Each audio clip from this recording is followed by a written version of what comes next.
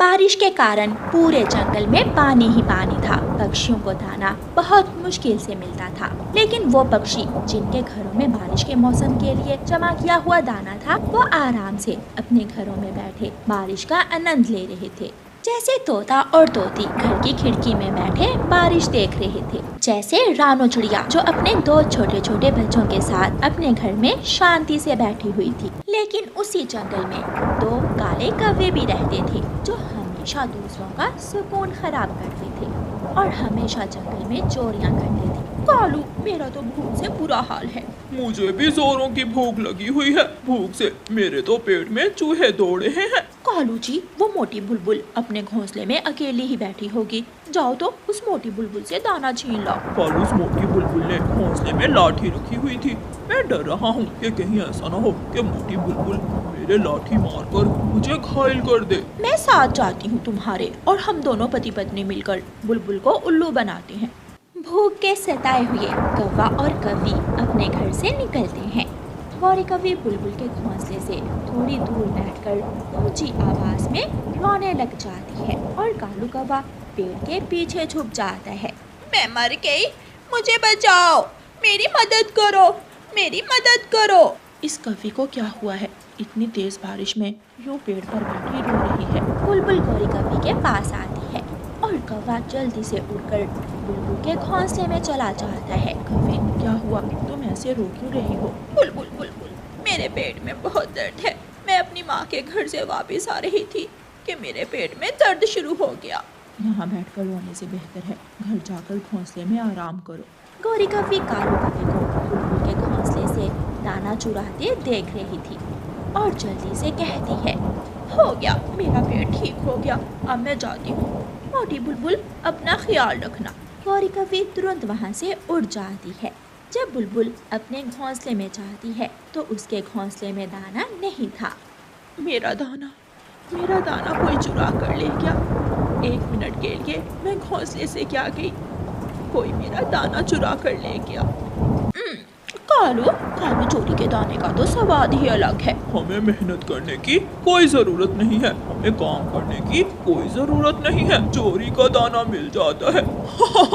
गोरी गोरी, सुबह का नाश्ता तो हो गया, अब दोपहर का लंच भी हम किसी न किसी पक्षी के घर से चुरा कर खा लेंगे। नाश्ता करने के बाद दोनों पति पत्नी मजे से सो जाती हैं। मम्मा, ये बारिश कब रुकेगी? गुड़िया बेटी, बरसात का मौसम है, इन दिनों की बारिशें कई दिन चलती हैं, लेकिन हमें कोई चिंता नहीं है बारिश की। हमारे पास कई दिनों का दाना जमा है और घर भी है, आपकी मम्मा भी आपके साथ है। मम्मा, लेकिन मैं सोच रहा हूँ कि जिन गरीब पक्षियों के घरों में दाना नहीं है, वो बेचारे क्या कर रहे होंगे? हाँ मेरे बच्चे, आप ये दाना और छाता ले जाओ और पूछ कर आओ, जिस पक्षी के घर में दाना ना हुआ उसे दे आना। मैं भी यही सोच रही थी। फिर गुड़िया और कुकू अपना अपना छाता लेते हैं और अपनी मम्मा से दाना लेकर घर से निकलते हैं। बारिश के मौसम में जंगल की मिट्टी की धीमी धीमी खुशबू गुड़िया और कुकू को बहुत अच्छी लग रही थी। वो बहुत खुश थे। कबूतर अंकल, क्या आपके पास दाना है? हाँ बच्चों, मेरे पास तो दाना है, लेकिन बुलबुल भूखी है, आप बुलबुल को दाना दे आओ, वो भूखी है बेचारी। गुड़िया और कुकू उड़ते हैं और बुलबुल के पास जाते हैं। आंटी बुलबुल, क्या आपके पास दाना है? कब बच्चों, मैं तो भूखी बैठी हूँ, भूख से मेरा बुरा हाल है। जो दाना मेरे घोंसले में था वो तो कोई चुरा कर ले गया। आप ये दाना रख लें, मम्मा ने भेजा है। शुक्रिया बच्चों, मेरा तो भूख से बुरा हाल था। बुलबुल बच्चों से दाना ले लेती है। कुकू और गुड़िया आगे जाते हैं और बूढ़ी चिड़िया माँ को दाना देते हैं। बच्चों, मेरे पास कल तक तो दाना था, लेकिन आज खत्म हो गया और ऊपर वाले ने आपको मेरे पास भेज दिया। माँ जी, आप ये दाना खा ले, हम कल फिर आपको दाना दे जाएंगे। बच्चों, आप जल्दी से घर चले जाओ, बारिश तेज हो रही है। गुड़िया और कुकू अपने घर को लौटते हैं। शाम हो गई है, गौरी, पेड़ में फिर से चूहे दौड़ने लगे हैं। कालू, उस गंदी आंखों वाले कबूतर के घर में जरूर दाना होगा। कौवा खिड़की से कबूतर को चिड़िया के घर की तरफ जाता हुआ देख लेता है। वो गया, कबूतर चिड़िया के घर की तरफ जा रहा है। चलो गौरी, जल्दी से कबूतर के घर से दाना चुरा लेते हैं। कौवी और कौवा कबूतर के घर से दाना चुराने चले जाते हैं। चिड़िया बहन, एक सूखी लकड़ी तो देना। मैं कब से आग जला रहा हूँ लेकिन आग जल ही नहीं रही। लकड़ी गीली होगी, आप ये सूखी लकड़ी ले जाएं, काम आसान हो जाएगा। कबूतर चिड़िया से लकड़ी लेकर वापस जाता है। कबूतर अभी अपने घर के पास पहुंचा ही था कि अपनी चोंच में दाना लिए कालू कौवा कबूतर के घर से निकलता है। सामने कबूतर लकड़ी लिए खड़ा था। वो जल्दी से वापस चला जाता है। कालू जी, क्या हुआ? तुम वापस क्यों आ गए हो? पहले तुम जाओ। गौरी झट से कबूतर का दाना चुराकर घर से बाहर निकलती है तो सामने से कबूतर जोर से लकड़ी गौरी की दुम पर मारता है। गौरी कभी गिर जाती है। वह मौका पाकर भाग जाता है। कालू, मुझे यूं छोड़कर मत जाना, मुझे बचाओ। कालू, मुझे बचाओ। उसे तो मैं बाद में देखूंगा, पहले तुझे मैं पेट भर कर दाना खिलाऊंगा। कबूतर गौरी कव्वी की खूब पिटाई करता है। किसी न किसी तरह गौरी जान बचाकर भागती है। जब गौरी घर जाती है तो कालू गौरी को देखकर अलमारी के पीछे छुप जाता है, क्योंकि कालू कव्वे को मालूम था कि अब वो गौरी से बच नहीं पाएगा। कहाँ हो तुम कालू के बच्चे? सामने आओ। प्यारे दोस्तों, इस कहानी को लाइक, अपने दोस्तों के साथ शेयर और चैनल को सब्सक्राइब करना बिल्कुल मत भूलना। आपका धन्यवाद। दूर किसी जंगल में रानो चिड़िया अपने बच्चों के साथ रहा करती थी। उस जंगल के तमाम पक्षी बहुत अच्छे थे। वो हमेशा प्यार मोहब्बत से रहते। रानो बहन, ये ले आम, ये मेरे मायके वाले जंगल से आए हैं। बहुत मशहूर आम है ये। आम? गुड़िया बहन देखो, लूसी आंटी आम लाई है। चिड़िया के दोनों बच्चे आम खाने लगते हैं। रानो चिड़िया और लूसी बैठी बातें कर रही थी कि उन्हें टक टक की आवाज सुनाई देती है। ये टक टक की आवाज कहाँ से आ रही है? लूसी, बाहर जाकर देखते हैं। रानो चिड़िया और लूसी कबूतरी घर से बाहर आती हैं। वहाँ एक कौवा और कव्वी घर बना रहे थे। आप कौन हो? हम दूसरे जंगल से आए हैं, अब हम इसी जंगल में रहेंगे। क्या आप हमें बता सकती हो कि भोजन कहाँ से मिलेगा? आप हमारे पड़ोसी हो तो इसलिए आज रात का भोजन मैं आपको दे जाऊंगी। रानो चिड़िया घर जाकर चावल साफ करती है और खीर बनाने लगती है। कितनी स्वादिष्ट खुशबू आ रही है। हाँ भाई, मेरे तो मुंह से पानी आ रहा है। गुड़िया बेटी, जल्दी से बर्तन लाओ। गुड़िया बर्तन लेकर आती है और मम्मा चिड़िया खीर बर्तन में निकालकर उसे ठंडा होने के लिए रख देती है। थोड़ी देर बाद कौवे भी आ जाते हैं। चिड़िया बहन, भूख बहुत लगी थी, सोचा हम खुद ही जाकर खाना खा आते हैं। बहुत अच्छा किया आपने जो आप खुद ही आ गए। चिड़िया कौवों को खीर डाल कर देती है और कौवे मजे मजे से खीर खा लेते हैं। वाह, मजा ही आ गया खीर खाकर। कौवे खीर खाकर चले जाते हैं। चिड़िया और उसके बच्चे भी खीर खाकर सो जाते हैं। जैसे ही आधी रात होती है तो कौवे म्यूजिक लगा लेते हैं। म्यूजिक की आवाज इतनी तेज थी कि बच्चे डरकर उड़ जाते हैं। मम्मा, ये कैसी आवाज है? कुछ नहीं हुआ बच्चों, सो जाओ। मम्मा, ये आवाज कहाँ से आ रही है? क्या किसी की शादी है? हमें शादी पर क्यों नहीं बुलाया मम्मा? हम भी शादी पर जाएंगे। नहीं बच्चों, जंगल में शादी तो किसी की भी नहीं है। ये आवाज पास से ही आ रही है, मैं बाहर जाकर देखती हूँ। रानो चिड़िया घर से बाहर आती है। ये आवाज तो कौवों के घर से आ रही है। रानो चिड़िया कौवों के दरवाजे पर दस्तक देती है, मगर वो कौवे तो अपनी ही धुन में नाच रहे थे। म्यूजिक की आवाज इतनी तेज थी कि दूर दूर तक जा रही थी। जंगल के सभी पक्षी उठकर बैठ जाते हैं। इतना तेज म्यूजिक मेरी तो सारी नींद खराब कर दी। सुबह हो जाती है, सूरज निकल आता है, लेकिन चिड़िया के बच्चे अभी तक सो रहे थे। कुकू गुड़िया, उठो बच्चों, देखो दोपहर होने को है और आप अभी तक सो रहे हो। मम्मा चिड़िया अपने बच्चों को जगाती है, लेकिन गुड़िया और कुकू तो जाग ही नहीं रहे थे। सारी रात जागते रहे हैं मेरे बच्चे, स्कूल का टाइम भी बाकी नहीं रहा। रानो चिड़िया अपने बच्चों को सोता हुआ छोड़कर भोजन की खोज में निकल जाती है। रास्ते में उसे मिठू तोता मिलता है। रानो बहन, न जाने ये दुष्ट कौवे कहाँ से आ गए हैं हमारे जंगल में। सारी रात आराम नहीं मिला। ये तो आप ठीक कह रहे हैं, हमें उन कौवों से बात करनी होगी। कबूतर भी वहाँ आ जाता है। मेरा भी यही ख्याल है, चलो हम सब मिलकर उनसे बात करते हैं। फिर सब पक्षी मिलकर कौवों के पास जाते हैं। देखें कालू भाई, यहाँ पर किसी पक्षी को भी म्यूजिक चलाना बजाना पसंद नहीं है। हमारे बच्चे रात को परेशान होते हैं। आप ये म्यूजिक ना चलाया करें या फिर आवाज कम कर लिया करें। तुम सब कौन होते हो हमें रोकने वाले? निकल जाओ यहाँ से, वरना मैं देख लूंगा तुम सबको। सब पक्षी निराश होकर वापस चले जाते हैं। रात हो जाती है आज तो रात होते ही कौवे म्यूजिक लगा लेते हैं। मम्मा मैं कैसे पढ़ूं? मुझे कुछ समझ नहीं आ रहा। मम्मा अगर लेसन याद ना हुआ तो टीचर बुलबुल मारेंगे। जंगल के सभी पक्षी कौवों के म्यूजिक की वजह से बहुत परेशान थे। दिन गुजरते गए और कौवे यूं ही म्यूजिक लगाकर सब पक्षियों को तंग करते रहे। आखिर थक हार कर सब पक्षी जंगल छोड़ जाने का फैसला करते हैं। हम जंगल के दूसरे हिस्से में अपने घर बनाएंगे। वैसे भी सुना है तूफान और बारिशें आने वाली हैं। हम सब एक साथ जाएंगे और हमेशा एक साथ ही रहेंगे। ठीक है तोते भैया और कबूतर भैया, आप अपना सामान ले लें, मैं भी अपना सामान ले आती हूँ। फिर सब पक्षी वहाँ से चले जाते हैं और जंगल के दूसरे हिस्से में जाकर अपने अपने घर बना लेते हैं। एक रात जंगल में गहरे काले बादल आ जाते हैं, लेकिन कौवे तो अपने घर के अंदर अपनी ही धुन में मसरूफ थे। गौरी ये लो कोला पियो और ये स्नैक्स भी खाओ। कालू जी पहले म्यूजिक चलाओ, म्यूजिक के बिना तो जिंदगी फीकी फीकी सी लगती है। अच्छा मैं अभी चलाता हूँ म्यूजिक। फिर वो कौवे ऊंची आवाज में म्यूजिक लगा लेते हैं।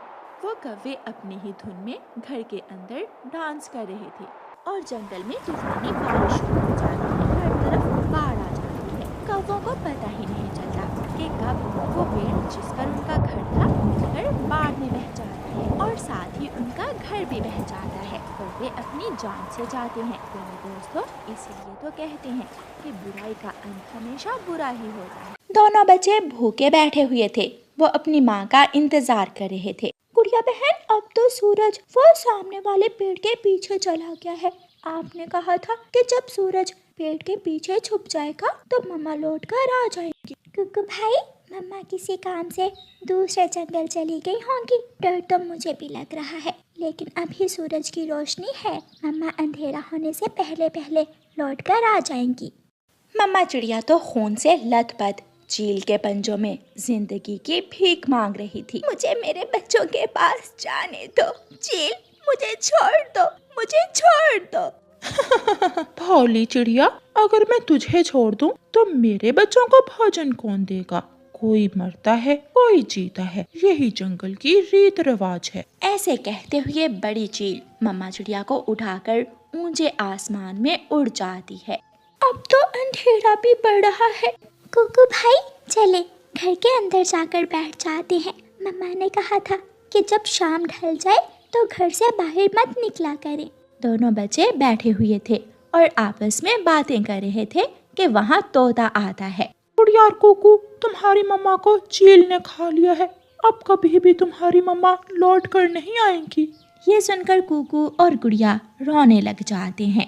तोता तो चला जाता है, लेकिन उसकी बात सुनकर दोनों बच्चों की खुशियाँ दुख में बदल जाती हैं और उनका इंतजार खत्म हो जाता है।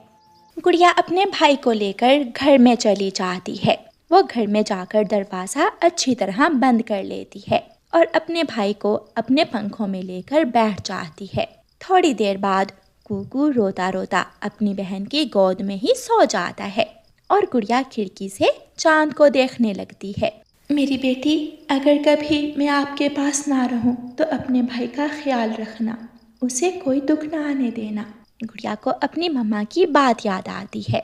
सारी रात ऐसे ही गुजर जाती है। सुबह हो जाती है। कुकू भाई, आप घर में रहें और मैं आपके लिए दाना लेकर आती हूँ। गुड़िया बहन, जल्दी लौट कर आना, मुझे बहुत भूख लगी हुई है। मैं जल्दी आ जाऊंगी, लेकिन आपने घर से बाहर नहीं जाना। गुड़िया अपने घर से निकलती है और उड़ती हुई जंगल चली जाती है। उसे एक पेड़ के पास कुछ दाने नजर आते हैं। गुड़िया तुरंत उन दानों के पास आती है। वो जैसे ही दाना उठाने लगती है तो पीछे से एक कौवा आ जाता है। ना छोटी चिड़िया, इस दाने को चोंच मत लगाना, ये दाना मेरा है। मैं अभी थोड़ी देर पहले ये दाना यहाँ रख कर गया था। ठीक है अंकल, मैं समझी, ये दाना गिरा हुआ है। कौवा अपनी चोंच से तेजी से वो दाना उठाता है और चला जाता है और गुड़िया दोबारा से दाने की खोज में उड़ती है। वो पूरा जंगल घूमती है, लेकिन उसे कहीं से भी दाना नहीं मिलता। आखिर थक हार कर गुड़िया अपनी मम्मा की एक सहेली के पास जाती है। आंटी, याद है ना, एक दिन मैं अपनी मम्मा के साथ आपके घर आई थी। हाँ, आप रानो चिड़िया की बेटी हो ना, मुझे अच्छी तरह याद है। हाँ मेरी मम्मा को चील ने खा लिया है। मेरा भाई भूखा है, आप मुझे कुछ दाने उधार दे दें। बेटी, इस जंगल में सबको अपनी अपनी है। अगर मैं तुझे दाना दे दूंगी तो मेरे बच्चे क्या खाएंगे? मेरे बच्चे भी घर में भूखे हैं। ऐसे कहते हुए गुड़िया की माँ की सहेली वहाँ से चली जाती है और गुड़िया उसे जाते हुए देखती रह जाती है। बेटी, अगर मुश्किल वक्त हो तो किसी से दाना मांगने की बजाय मेहनत से काम लेना। दूर भी जाना हो तो जाना है, थक जाओ तो थोड़ा आराम करने के बाद दोबारा उड़ना है। हाँ मेरी मम्मा, मैं करूँगी। मैं अपना दाना ढूंढ कर ही वापस घर लौटूंगी। गुड़िया फिर से उड़ती है और बहादुरी से उड़ती हुई घाटी की दूसरी तरफ चली जाती है। वहाँ तक कोई भी पक्षी न आता था। घाटी की दूसरी तरफ जंगल में पेड़ों के पास एक चावल का खेत था जिसमें चावल के दाने ही दाने थे। गुड़िया खुश हो जाती है और उस खेत से कुछ चावल लेकर अपने घर को वापस उड़ती है। वो थक जाती तो किसी पेड़ पर बैठकर थोड़ा आराम कर लेती और फिर से उड़ती। अभी शाम हुई ही थी कि गुड़िया लौट आती है। अपनी बहन को दूर से ही कुकू देख लेता है। वो खुशी से उछलने लगता है। मेरी बहन आ गई, मेरी बहन आ गई। गुड़िया अपने भाई के पास आती है। कुकू भाई, आप बाहर क्यों आए? जैसे हम यहाँ बैठकर मम्मा का इंतजार करते थे, ऐसे ही मैं यहाँ बैठकर अपनी बहन का इंतजार कर रहा था। गुड़िया अपने भाई को घर में ले जाती है और अपने भाई को अपनी चोंच से दाना खिलाती है। फिर उस दिन के बाद गुड़िया हर रोज सुबह सवेरे अपने घर से जाने लगी। वो रास्ते में किसी भी जगह ना रुकती और बिना थकन के घाटी के उस पार जाने लगी। वो हर रोज अपने भाई के लिए दाना लाने लगी। ऐसे ही दिन गुजरते गए और फिर कुकू भी उड़ने लगता है और वो भी अपनी बहन के साथ बाहर जाने लगता है। गुड़िया बहन, मैं थक गया हूँ। ठीक है, आप यहाँ बैठकर मेरा इंतजार करें, मैं घाटी की दूसरी तरफ से दाना लेकर आती हूँ। कुकू वहाँ बैठ जाता है। थोड़ी देर बाद कबूतर का बेटा कीकी वहाँ आ जाता है। क्या आप मुझसे दोस्ती करोगे? मेरा नाम कीकी है और मेरा नाम कुकू है। मैं भी अब हर रोज जंगल में अपनी बहन के साथ आया करूँगा। कुकू कीकी से दोस्ती कर लेता है और फिर जब गुड़िया दाना लेकर आती है तो कुकू गुड़िया के साथ घर लौट जाता है। अब कुकू का दिल जंगल में लगने लगा था क्योंकि उसके नए नए दोस्त बन रहे थे। आखिर वो दिन आ गया जब कुकू अकेला दाना लेने जाने लगा और उस दिन कुकू की बहन गुड़िया बहुत खुश थी। गुड़िया बहन, आज मैं आपके लिए फल लेकर आऊँगा। मैं अपने दोस्तों के साथ पच्छम वाले जंगल जा रहा हूँ। कुकू चला जाता है। मम्मा, मेरा भाई अब बड़ा हो गया है, अब मुझे कोई चिंता नहीं है। मेरा भाई अब मुझे माँ और बाप दोनों का प्यार देगा। गुड़िया ऐसे कहती है और घर में घोंसलों की सफाई करने लगती है। प्यारे दोस्तों, इस कहानी को लाइक, अपने दोस्तों के साथ शेयर और चैनल को सब्सक्राइब करना बिल्कुल मत भूलना। आपका धन्यवाद।